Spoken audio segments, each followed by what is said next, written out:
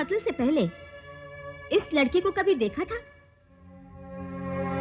जी नहीं। खैर, कत्ल करते हुए देखा? खुद मैंने अपनी आंखों से देखा है। मेरी आंखों के सामने यह हादसा हुआ था।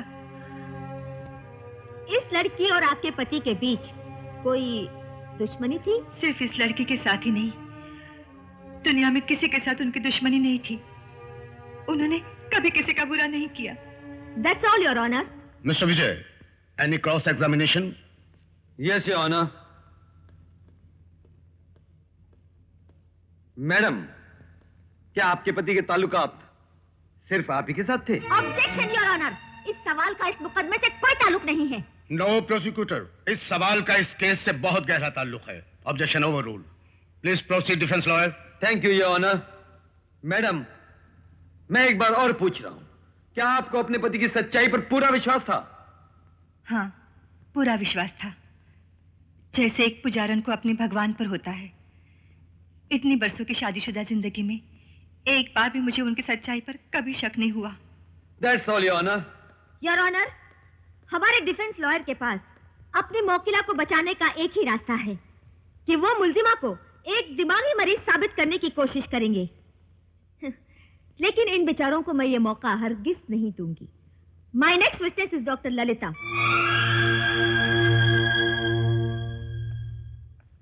तो डॉक्टर ललिता, आपने इस लड़की का मुआयना किया है? जी हाँ, मैंने इनकी जांच की है।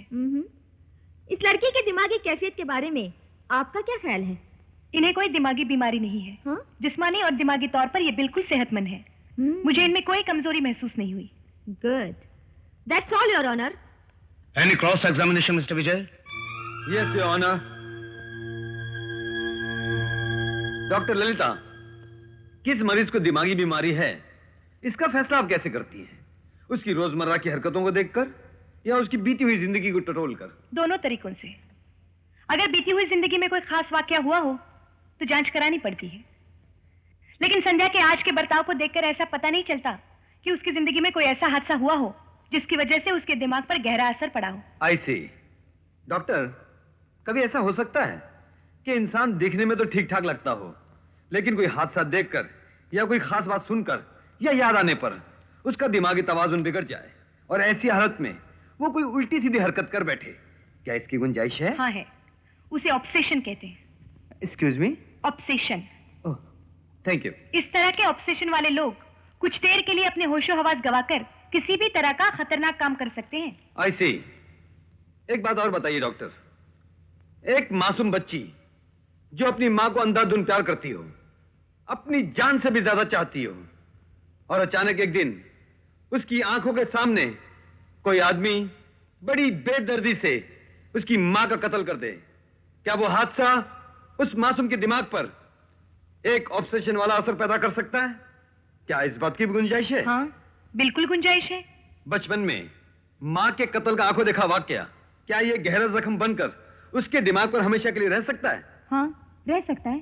Thank you very much doctor. That's all your honour. Next witness. Your honour, अब मैं एक ऐसा गवाह पेश करती हूँ जो मुल्जिमा के साथ मुसलसल 4 साल से जिंदगी गुजारता रहा है। उसका पति, जिसकी गवाही से यह साफ जाहिर हो जाएगा कि मुल्जिमा की दिमागी हालत कमजोर है या बिल्कुल ठीक है। मिस्टर राकेश।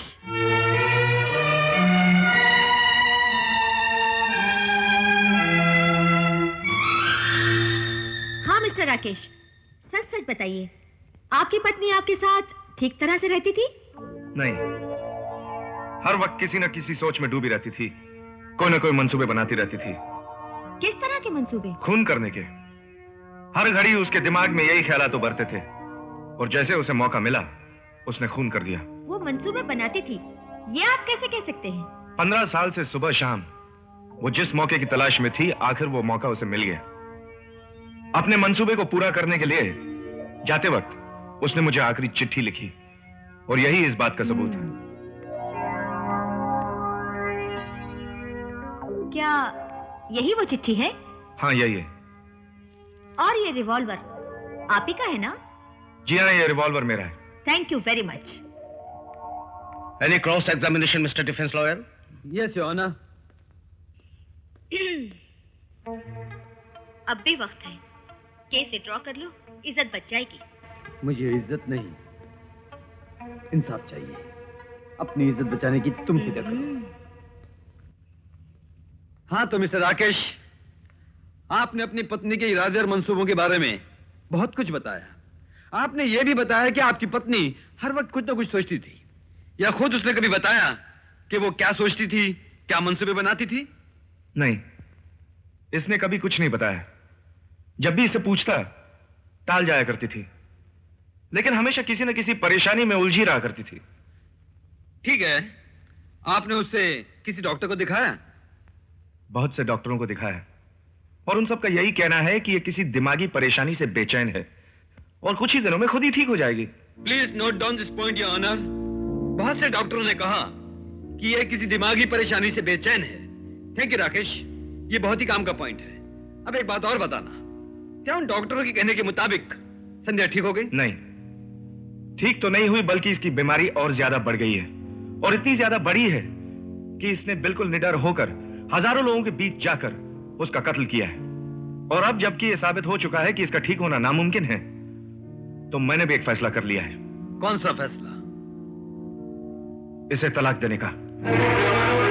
राकेश,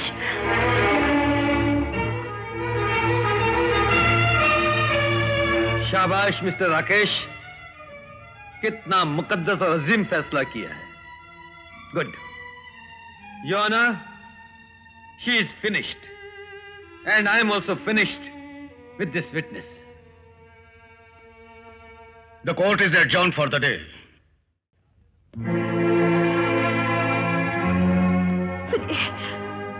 सुनिए, क्या है? क्या आप वाकई मुझे तलाक दे रहे हैं? मेरी तरफ देखकर बता। दिन दहाड़े एक शरीफ इंसान का खून करने वाली औरत का चेहरा भगवान भी देखने के लिए तैयार नहीं। मैं तो फिर भी एक इंसान हूं।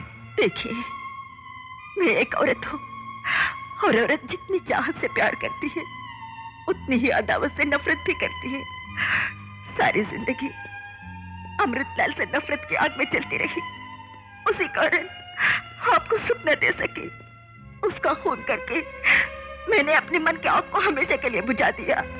अब मैं जबकि उस आग से निकल चुकी हूँ, तो आप मुझे तन्हाई के तलाक की आग में झोंक रहे हैं। देखिए, मुझे आपसे कुछ नहीं चाहिए, बस एक विनती है, जब तक मुझे फांसी की सजा सुना ना दी जाए, तब तक मुझसे पत्नी का अधिकार मत छीनिए। चंद दिनों में मरने वाली इस लाश को मौत से पहले मत जलाइए। तुम्हें पत्नी का अधिकार देकर मैं हर लम्हा फांसी की सजा नहीं भुगत सकता। मैंने दूसरी शादी करने का फैसला कर लिया है। तुम्हारे साथ बिताई हुई जिंदगी एक भयानक सपने की तरह भूल जाऊंगा मैं। भयंकर सपना? मेरे भयंकर सपनों का जब अंत हो गया, तो आप मुझे भयंकर सपना कह रहे हैं? देखिए, यह खून मैंने सिर्फ आपके लिए किया है। अमृतलाल जिंदा था, उसके कारण मैं आपको सुख नहीं दे पा रही थी। हर पल बदले की आग में झुलसती रहती थी। मैं आपके कारण खून किया, और खून के कारण आप मुझसे दूर होना चाहते हैं। यह सजा मेरे लिए फांसी से भी बढ़कर है। इतनी बड़ी सजा मत दीजिए, प्लीज, ऐसी सजा मत दीजिए। सुनिए।